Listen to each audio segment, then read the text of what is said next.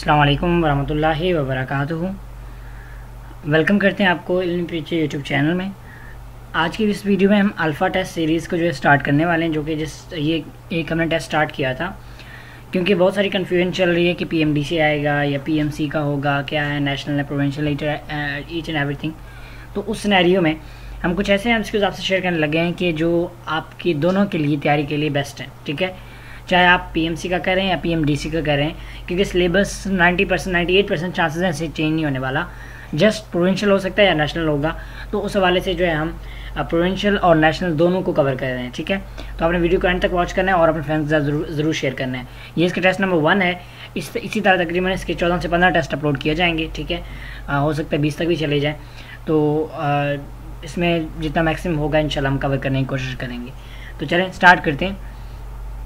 हमारे पास स्टार्ट करने से पहले आपसे रिक्वेस्ट है कि हमारे चैनल को सब्सक्राइब कर लें, साथ मौजूद बेल आइकन पर भी क्लिक कर दें ताकि न्यू से न्यू होने वाली वीडियो जो है आपको टाइम टू टाइम मिलती रहे। अब सबसे पहले हमारे पास एमसीक्यूज़ है केमिस्ट्री का।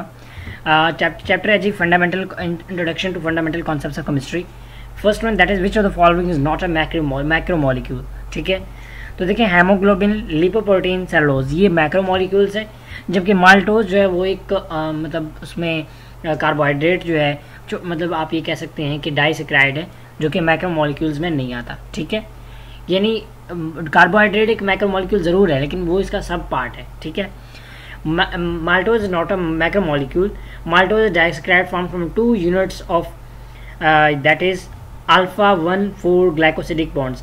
अब ये वाला जो है लिंक या ये वाला बॉन्ड आपको याद होना चाहिए और ये एमसीक्यूज में काफ़ी दफ़ा रिपीट होता रहता है। ठीक है, फॉर्म फ्रॉम कंडेंसेशन रिएक्शन। अब ये भी है कि किससे बनता है, कंडेंसेशन रिएक्शन में, और वाटर रिलीज होता है इसमें। ठीक है, तो इसके अलावा but haemoglobin is macromolecule of protein, lipoprotein is a conjugated macromolecule of proteins and lipids, cellulose है पॉलीसेकेराइड ऑफ कार्बोहाइड्रेट। ठीक है, तो ये यानी आप यहाँ पे कह सकते हैं कि हमारे पास जो मैक्रोमोलिक्यूल दैट इज माल्टोज है वो मैक्रोमोलिक्यूल नहीं है।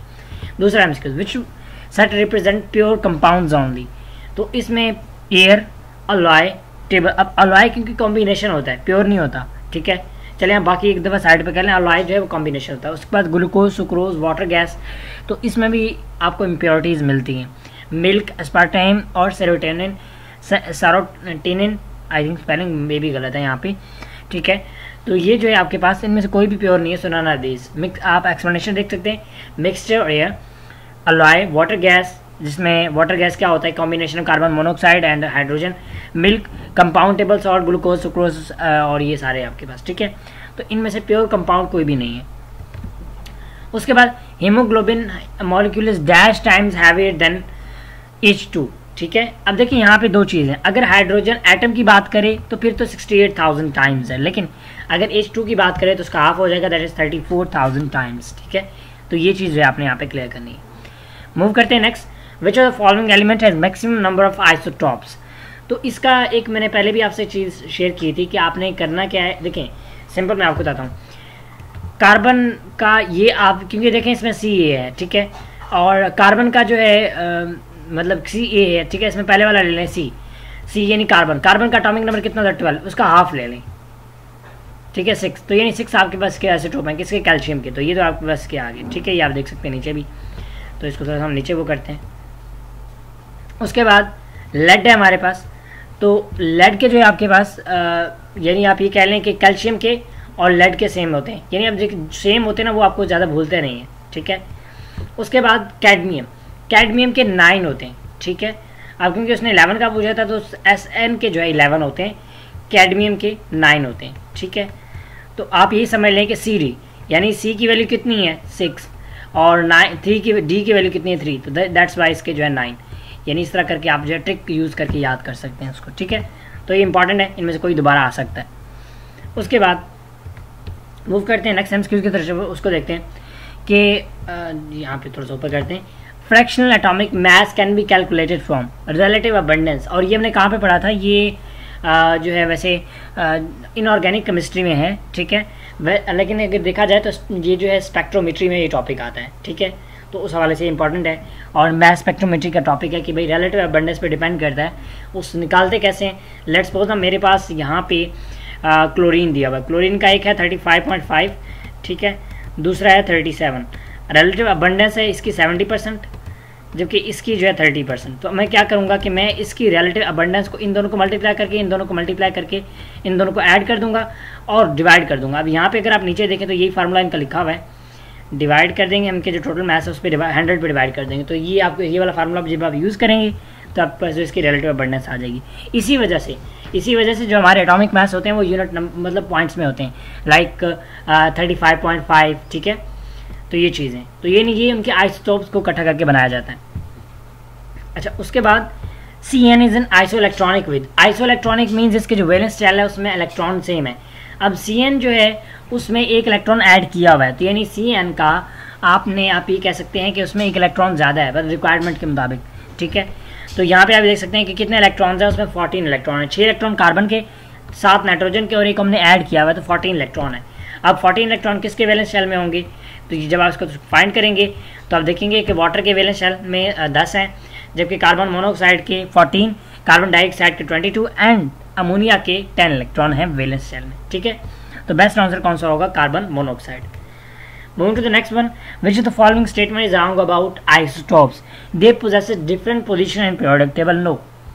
देखिए पोजीशन तो एक ही होगी, लेकिन इसमें जो है उनकी जस्ट चेंज किस में है कि भाई जो उनके केमिकल प्रॉपर्टीज हैं थोड़ी चेंज हो जाती हैं, ठीक है। आइसोटोप में same number of protons, so they occupied same position periodic table, ठीक है। नंबर सेम, क्योंकि देखें हमने जो इनकी नंबरिंग या इनको जो सीक्वेंस दी हुई है वो प्रोटॉन नंबर के मुताबिक दी हुई है, एटॉमिक मास के मुताबिक दी हुई है, ठीक है। उसके बाद bromine has 2 isotopes having relative abundance as and the average atomic mass of bromine is about।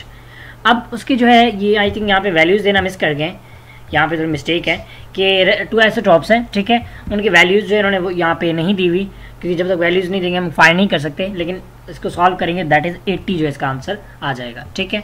उसके बाद which one following is maximum number of isotope, cadmium और देखिए मैक्सिमम नंबर इनमें से मैक्सिमम, वैसे तो Sn के 11 है, कैडमियम के कितने हैं मैंने आपको बताया था, सी की वैल्यू 6 है, सी की वैल्यू 6 है और डी की वैल्यू 3 है, तो 9, तो कैडमियम के तो 9 है। लेकिन जो Sn है, Sn के उसके आपके पास 11 होते हैं, और टिन के 10, तो टिन देखें T से 10 होता है ना, तो इसके 10 होते हैं, तो ये भी याद रखिएगा, इंपॉर्टेंट पॉइंट। कार्बन के कैल्शियम के या Pb के, तो इसके कितने होते हैं, आपने एटॉमिक नंबर हाफ ले लेना है कार्बन का, ठीक है। ओके, उसके बाद an atom of carbon is 12 times heavier than dash atom, hydrogen atom. देखिए हाइड्रोजन का एटॉमिक नंबर 1 होता है, हाइड्रोजन का एटॉमिक नंबर 1 होता है, जबकि सी का 12 होता है, तो डेफिनेटली 12 टाइम्स जो हैवियर होगा, मतलब हाइड्रोजन एटम से, हाइड्रोजन मॉलिक्यूल नहीं, तो ये याद रखिएगा, ठीक है। तो ये तो थे हमारे पास इसके एमसीक्यूज बायो के। अब हम चलते हैं केमिस्ट्री के, सॉल्व करते हैं, सॉरी ये केमिस्ट्री के थे, ठीक है। अब हम सॉल्व करते हैं ये हमारे पास फिजिक्स के। तो इसमें देखते हैं कि क्या क्या चीज़ें। देखिए, a person moves along a circular track and covers half of the path as shown figure.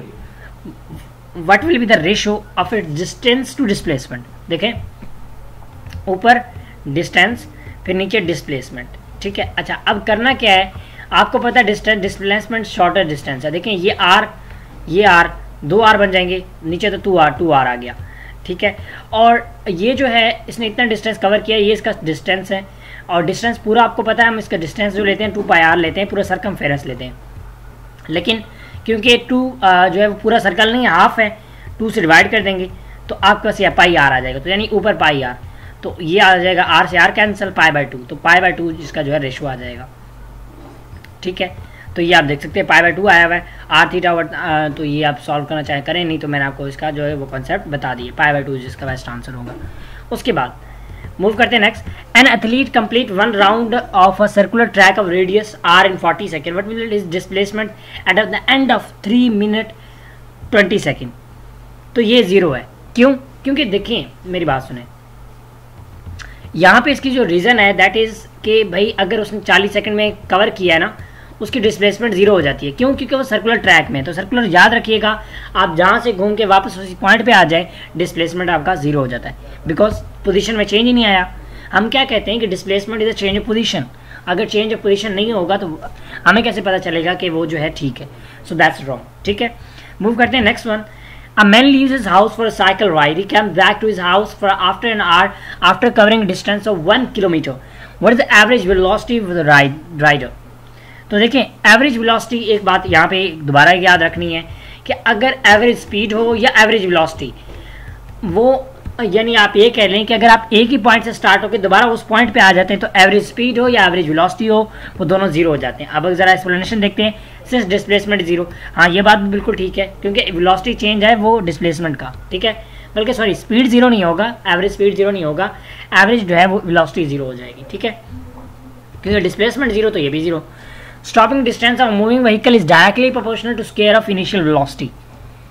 यानी अब ये कहाँ पे मेंशन है तो ये आप देख सकते हैं, यहाँ से हम इसको प्रूव करेंगे कि v जीरो है, ठीक है, इनिशियली, और ये वाला form v2 minus u2 is equal to 2as, मतलब थर्ड जो है उसका स्क्वायर, ठीक है।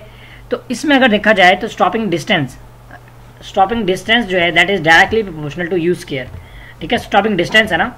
ये आप थर्ड इक्वेशन ऑफ मोशन देखें, इसमें से यहाँ पे vf माइनस vi है, तो आप उन दोनों में से ना किसी एक को ले लें, अभी के लिए एक को ले लें, एक को लेंगे तो क्या हो जाएगा वी स्क्वायर, और इधर एस है तो आप देख सकते हैं S directly proportional to V square, ठीक है। मतलब ये चीज़ें ऐसे कुछ क्वेश्चंस हैं जो आपके ने शायद पढ़े भी ना हो। Ratio of displacement along diameter and total distance along circle, यानी ऊपर डिस्प्लेसमेंट आपने रखना है, तो ऊपर डिस्प्लेसमेंट रखना है, आपको पता है कि डायमीटर अलॉन्ग द सर्कल उसके लिए 2r आ जाएगा, जबकि इसके लिए जो है 2πr आ जाएगा, ठीक है। तो आपके पास ये आपके पास कैंसिल हो गया, r से r कैंसिल हो गया और ये 2 से 2 कैंसिल हो गया, 1/1/π, तो ये ऑप्शन जो है वो बेस्ट ऑप्शन है आपके पास, ठीक है। उसके बाद in 1 second a particle goes from point A to B in a semi circle of radius, the magnitude of average velocity, magnitude of the average velocity जो है वो कितना होगा। तो इसमें सिंपल आपने करना क्या है कि r का डबल ले लेना है, बिकॉज वेलोसिटी जो है वो डिपेंड कर रहा है टोटली किस पे, देखें मैं आपको बताता हूँ, वेलोसिटी किस पे डिपेंड करे, एवरेज वेलोसिटी डिस्प्लेसमेंट पे, और यहाँ से यहाँ तक का डिस्प्लेसमेंट कितना है 2r, तो बस r को यही वाला फार्मूला आपने उसके लिए भी यूज़ कर देना है। r कितना है 1, उसको 2 से मल्टीप्लाई कर दो 2r बन जाएगा, सिंपल सा कॉन्सेप्ट है, ठीक है। तो ये आप देख सकते हैं कि d is equal to 2r, तो ये आपके पास बन गया, डायमीटर कर लें या जिस तरह वो कर लें तो वो भी ठीक है। So okay, moving to the next one, यहाँ पे उसने टाइम वगैरह का भी कुछ नहीं दिया, चलें वैसे सिंपली इस तरह भी हो जाता है। उसके बाद नेक्स्ट है a car travel equal distance in same direction when velocity is 60 km per hour, 20 km per hour and 10 km per hour respectively. The average velocity of the car over the whole journey of the motion is, इसके लिए एक formula है कि S1 into S2 into S3 इन तीनों को add करके आप जो है वो इनकी टोटल वैल्यूज़ पे डिवाइड कर दो, ठीक है। जब आप डिवाइड करते हो तो आपके पास एक एवरेज आंसर आता है, तो ये आप देख सकते हैं। अब देखिए यहाँ पे थोड़ा सा कंफ्यूजिंग ज़रूर है, हमारे पास कितनी वैल्यूज़ हैं, ठीक है, कितने आपके पास, अब ये क्योंकि x यहाँ पे किसको लिया हुआ है, x यहाँ पे एवरेज वेलोसिटी को लिया हुआ है, ठीक है। तो यानी आप जब इसको कंपेयर करेंगे तो आपके पास इसका आंसर आ जाएगा। सो यहाँ पे अगर देखा जाए इसमें 1 2 3, यानी आपने उल्टा कर देना है, आप इस तरह कर लें कि जितनी वैल्यूज़ हैं उनके साथ एक x यूज़ करें, मतलब एक तो x आपने फाइंड करना है ना, वो x वैल्यूज़ कितनी है 3, ठीक है, और तीनों वैल्यूज़ को आपने x से सबको डिवाइड कर देना है, फिर आपने उनका एलसीएम ले लेना है, इस तरह इनको सॉल्व करना है, 10x ओवर 3x है वो, मतलब वो आपके पास तकरीबन 180, ठीक है, 180x, x से x कैंसिल हो जाएगा और जब आप इसका सॉल्व निकालेंगे तो आंसर आ जाएगा, ठीक है। x जो है वो हम सिंपल एक वैसे रखते हैं क्योंकि हमें यहाँ पे एक फ्रैक्शन चाहिए होता है, ठीक है, तो उस वजह से हम x यूज़ करते हैं, अगर ना भी यूज़ करें तब भी ठीक है। आप यहाँ पे सिंपल 3 लिख देते, यहाँ पे नीचे 1 1 यूज़ करते तो तब भी ठीक था, ठीक है, तो ये बेस्ट है। ओके, उसके बाद मूव करते हैं नेक्स्ट वन कि the train takes 1 hour to go from one station to the other, it travel speed of 30 km per hour for the first hour and 50 km per hour for the next half hour, the average speed of the train is. तो in case में क्या होता है कि आप इनको total time से divide करते हो, ठीक है, दोनों की जो है एवरेज जो मतलब स्पीड्स हैं उनको ऐड करके, ठीक है। तो जब आप इनको ऐड करोगे लाइक एवरेज बनेगा तो v और v, या एवरेज सिंपल ये भी ले सकते हो बिल्कुल कि आप दोनों को ऐड कर दो और आंसर जो भी है, टाइम का मैटर यहाँ पे नहीं करता, ठीक है। तो ये भी एक चीज़ है कि अगर आपके पास टाइम का जो है वो मतलब इस तरह आ जाए कि डिस्टेंसेस नियर बाय हों like 30 km per hour 50 km per hour, ठीक है। सो ये आपने याद रखना है। ओके, उसके बाद next one a car moves होगा with 50 km per hour while A moves with 65 km per hour while B is moving coming back of A with 80 km per hour. The relative velocity of the B with respect to A. तो B का respect to A जो है आपके पास कितनी velocity है, देखें तो इसमें सिंपल आपके पास क्या होगा कि जो इसमें डिफरेंस होगा, ठीक है। अब मैं आपको बताता हूँ यह कैसे क्वेश्चन है। एक गाड़ी एक जो है बस फ्रंट से आ रहा है, एक इधर से जा रहा है, दूसरा उधर नेक्स्ट से आ रहा है, ठीक है। अब उन दोनों के रिस्पेक्ट से एक दूसरे की स्पीड क्या होगी, वो इस चीज़ पर डिपेंड करता है कि दोनों की स्पीड से आ रहा है, एक 80 की स्पीड से आ रहा है, एक 70 की स्पीड से आ रहा है, ठीक है। अब जो 80 वाला है वो क्या समझेगा कि भाई ये जो बस है मेरे से थोड़ी सी तेज़ है, क्यों, क्योंकि 70 तो मेरी अपनी भी है, जो थोड़ा सा मेरे से आगे जा रही है, इट मीन्स जो है इसकी स्पीड मुझे थोड़ी सी तेज़ है, तो यानी डिफरेंस पे डिपेंड करता है, ठीक है। तो इसलिए डिफरेंस जो आएगा that is V B O V A. तो जब आप इसमें जो डिस्टेंस है 145, ठीक है, लेकिन 145 average the velocity, relative velocity I think so इसका सी ही है, लेकिन वैसे इन्होंने एक्सप्लेनेशन में डी दिया है, चलें इसको चेक करना पड़ेगा। ओके, अगर किसी बच्चे को समझ आया था तो दोबारा मुझे कमेंट भी कर सकते हैं इसके वाले से। A boat is sent across a river with velocity of 8 kilometre per hour. If the resultant velocity of boat is 10 kilometre per hour, then the velocity of the river is. तो simple आपने क्या करना है कि मतलब river की velocity निकालें, उसके लिए आपने एवरेज निकाल लेंगे, ठीक है। एवरेज इस तरह निकालें कि इसका अंडर रूट ले लें इन दोनों को ऐड करके, एंड देन जो है आप सॉल्व करेंगे, then you will be able to take the answer that is 6 kilometre per hour. तो ये थे आपके पास फिजिक्स के एमसीक्यूज। उसके बाद चलते हैं बायो के एमसीक्यूज की तरफ, कि ये वैसे आसान है और जल्दी हो जाएंगे। Component of cells including its organelles can be separated by process called cell fractionation, जिसमें आप फॉर एग्जांपल एक डीएनए का फ्रैगमेंट लेते हैं, उसको जब सेल फ्रैक्शन में डालते हैं वो मशीन इतनी तेज़ी से रोटेट करता है कि सारे फ्रैगमेंट्स को अलग-अलग करके रख देता है, जिसमें स्पेशली डीएनए, आरएनए और प्रोटीन्स जो है इनको हम यूज़ करते हैं। The cells of plant and animal can be distinguished by the presence और एब्सेंस ऑफ सेल वॉल। देखिए प्लांट और एनिमल में डिफरेंस न्यूक्लियस भी होता है, माइटोकॉन्ड्रिया भी होता है, वैक्यूल भी होते हैं, लेकिन मेन जो है सेल वॉल नहीं होता। अब देखिए यहाँ पे एक वैक्यूल में थोड़ा सा डिफरेंस भी है। अगर यहाँ पे सेल वॉल ना होता तो वैक्यूल बेस्ट ऑप्शन था, बिकॉज एनिमल में वैक्यूल छोटा होता है, प्लांट्स में वैक्यूल बहुत बड़ा होता है, ठीक है, सेंटर में प्रेजेंट होता है। A structure that is commonly present in both plants and animals that is peroxisomes, ठीक है। ग्लाइऑक्सिसोम सिर्फ प्लांट्स में होता है, लाइसोसोम हाँ ये भी दोनों में होता है, लेकिन देख लेते हैं। Centriole are present in animal cell while absent in plant, बिल्कुल। Glyoxysome are present in plant seedling while as lysosome plant cell, बल्कि एनिमल, बिल्कुल ठीक है, लाइसोम एनिमल्स में नहीं, एनिमल्स में होता है, प्लांट्स में नहीं होता, ठीक है। ओके, उसके बाद which are following structure is not found in an animal cell. Animal cell में प्लाज्मोडेस्माटा नहीं होता। प्लाज्मोडेस्माटा जो साइटोप्लाज्मिक कनेक्शन होता है, जो कि सिर्फ प्लांट्स में होता है। उसके बाद is smallest unit that can carry out all life activities, तो सेल एक स्मॉलेस्ट यूनिट होता है, बायोलॉजिकल मॉलिक्यूल नहीं, ठीक है, ऑर्गेनेली नहीं, ऑर्गन नहीं, क्योंकि मेन सेल है, फिर सारे सेल इकट्ठे होकर फिर उसको ऑर्गन बनाएंगे, ऑर्गेनेली बनाएंगे, वो फिर बात की बात है। Which is the following correctly order the cellular component by size from largest to smallest. Nucleus का साइज सबसे बड़ा, राइबोसोम्स, देन प्रोटीन्स और देन अमाइनो एसिड्स, ठीक है, क्योंकि राइबोसोम्स में प्रोटीन का मतलब वो इन्वॉल्व होते हैं, तो इस वजह से वो इससे बड़े होते हैं। Cellular organelle ribosome are smallest while nucleus is largest in ribosome is composed of RNA, ribosomal RNA and protein and turn protein is composed of amino acids, ठीक है। उसके बाद most of the plant don't have, तो plants में cell wall भी होता है, nucleus और वैक्यूल भी होता है, ये ऑप्शन ठीक है। बी जो है लाइसोसोम तो नहीं होगा, बाकी most plants don't have. Flagella absent because of the most, अच्छा सारे ऑप्शंस एब्सेंट होने चाहिए, ठीक है, सारी चीज़ें एब्सेंट होनी चाहिए। अगर कोई भी चीज़ प्रेजेंट है तो वो गलत है। देखें दूसरे में ग्लाइऑक्सिसोम प्रेजेंट होते हैं, तीसरे में अगर देखा जाए तो साइटोस्केलेटन वगैरह ये प्रेजेंट होते हैं, तो इस वजह से जो है वो मतलब लाइपेरिऑक्सिसोम्स भी होते हैं, ठीक है। तो इस वजह से हम कह सकते हैं कि फ्लैजिलम, सेंट्रियोल एंड लाइसोसोम्स जो हैं वो प्रेजेंट नहीं होती, डी ऑप्शन बेस्ट है। Then phagocytosis the common character of phagocytosis animal cells, ठीक है। एनिमल सेल्स का जो है ये ज़्यादा कैरेक्टर है, क्योंकि ये जो है अपने मतलब ऑर्गेनेली जो उनको कहा जाता है, ठीक है।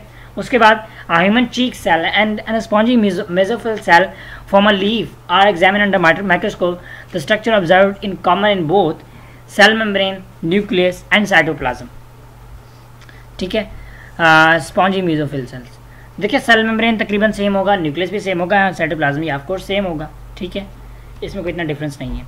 Which is the following structure is not found in an animal cell, तो प्लाज्मोडेस्माटा ये दोबारा एमसीक्यू रिपीट हो चुका है।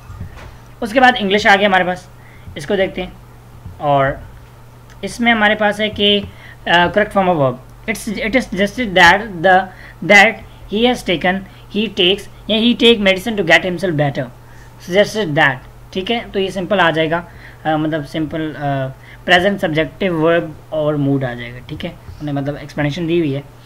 उसके बाद it is high time in the beginning of the term that week student start working. अब हो सकता है यहाँ पे कोई बच्चा स्टार्ट्स कर देता, तो ये जो है थोड़ा सा रूल आपने याद रखना है, ठीक है। I it rather it did rather you home now went, ठीक है, वुड रादर प्लस सब्जेक्ट, ठीक है, लेकिन इसका कंसेप्ट तो यहाँ पे नहीं बनता, लेट्स सी के would rather plus subject plus past tense. अच्छा, यानी वुड रादर अगर आ जाए तो उसके बाद अगर वर्ब लगाना हो तो वो पार्ट पास्ट टेंस का होगा। ये एक नया रूल है, मतलब ये एक रूल है, इसको याद कर लें, ठीक है। इसको मैं ज़रा राइट डाउन कर लेता हूँ। सो ये जो है रूल हमने देख लिया, ओके। उसके बाद मूव करते हैं ये नेक्स्ट की तरफ। So now let's check it, I would rather you. देखें अब फिर हमारे पास वही आ गया कि आपने से वुड रादर है तो पास्ट टेंस लगाना है, आई वुड रादर। और ये कौन सा पास्ट टेंस लगेगा, स्पेशली जो है आपके पास पास्ट इंडेफिनिट लगेगा, ठीक है। उसके बाद the Magi to be the wisest ones because of their wise gifts, the Magi consider passive wise to the wisest one because of their wise gifts, ठीक है, ओके। उसके बाद let this story be tell, क्योंकि let आ गया तो be told, sorry, बिल्कुल third form में वर्ब आएगा। उसके बाद till today he to lose weight, he has been trying to lose weight. इसके लिए ऐसे क्वेश्चन में क्या होता है कि आप उसका लाइन पढ़ के देखें तो वो आपको एक कंप्लीट सेंस क्रिएट करता है। उसके बाद I am not use to up so early in the morning, waking up, ठीक है, use to waking up in the early in the morning. अब यहाँ पे वो यूज टू को भी स्किप कर सकता था। बी यूज टू वर्ब और आईएनजी लगेगा, यूज टू के बाद अगर बी लगाओ पहले, क्योंकि बी जो है वो हमेशा आईएनजी फॉर्म की तरफ जो है वो कर रहा होता है, ठीक है। बी यूज टू फिर वर्ब और आईएनजी लग जाएगा। उसके बाद he had saved his money for up the loss he made, for making up the loss, for make sense नहीं बनाता, for to be made no, to make up no, ऐप तो पहले लगा हुआ है तो इसलिए मेकिंग जो है वो ज़्यादा बेस्ट है, ओके। तो ये हमारे पास इंग्लिश के एमसीक्यू थे। अब लॉजिकल रीजनिंग की तो चलते हैं। इसमें अगर देखा जाए तो पहला एमसीक्यू था 1 over 3, 1 over 2, 3 over 4, 5 over 8, 7 over 16।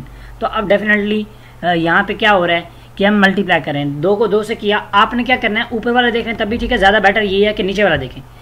2 को 2 से किया 4 आ गया, 4 को 2 से किया 8 आ गया, 8 को 2 से किया 16, और 16 को 2 से करेंगे तो 32 आ जाएगा। देखिए 32 किसी और में नहीं है तो डेफिनेटली आंसर ये होगा, ठीक है, ओके। उसके बाद 2, 3, 5, 7, 11। तो देखें कितने का डिफरेंस है, 2, 3, 1 का डिफरेंस, 1 का डिफरेंस, ठीक है। 1, 7, 8 और सीरीज प्राइम नंबर, हाँ 2, 3, 5, 7, 11, 13, ठीक है। ये भी हो सकता है, बल्कि अगर हम वो ना देखें तो ये एक सीक्वेंस बन जाता है। उसके बाद 1, 1, 4, 8, 9, 27, 16। देखिए यहाँ पे आपको लग नहीं रहा कि 2 कॉम्बिनेशंस बन रहे हैं ना, आई एम अंडरस्टैंडिंग कि देयर आर 2 कॉम्बिनेशंस, ठीक है। अब देखिए कॉम्बिनेशंस कैसे बनते हैं, ज़रा हम उसको उस चीज़ को देखते हैं। तो इसमें अगर देखा जाए यहाँ पे ना 2 चीज़ें चल रही हैं, एक स्केयर वाली वैल्यू चल रही हैं और एक क्यूब वाली। तो देखिए पहली ये square cube, square cube, square cube, 1 का स्केयर 1 का क्यूब, 2 का स्केयर 2 का क्यूब, 3 का स्केयर 3 का क्यूब, 4 का स्केयर 4 का क्यूब, तो 64 होगा 4 का क्यूब, ठीक है। तो इसलिए ऑप्शन बी जो है वो बेस्ट ऑप्शन है। उसके बाद मूव करते हैं नेक्स्ट, 3, 8, 15, 24, 34, 48 एंड 63, ठीक है। तो इसमें से जो है हमें फाइंड करना है कि कौन सा नंबर जो है वो रॉन्ग है, ठीक है। बिकॉज ऐसे अगर क्वेश्चन आंसर ना दिया हो तो हमेशा हमने नंबर वो फाइंड करना होता है जो रॉन्ग हो।